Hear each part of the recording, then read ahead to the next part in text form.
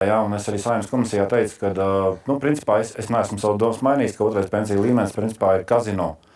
Jā, jo tāpēc, kad šī pensija, viss šī pensiju sistēma, jā, otrais līmenis un trešais, viņš tiek būvēts uz pieņēmumu, ka pasaules ekonomika vienmēr augs. Vienmēr augs.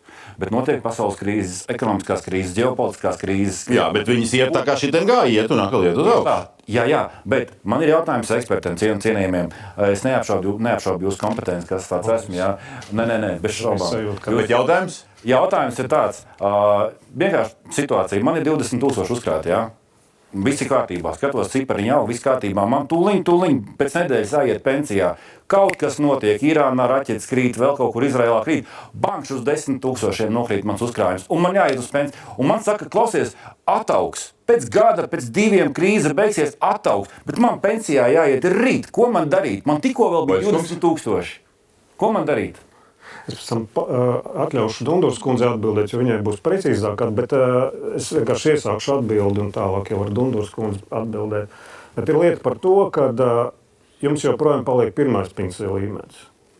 Ja, un tur ir uzkrātas saistības pret jums to, ko valsts ir apņēmusies izmaksāt.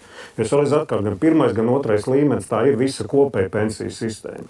Mēs laikam runājam otrais līmenis, mēs skatāmies uz to kopumā.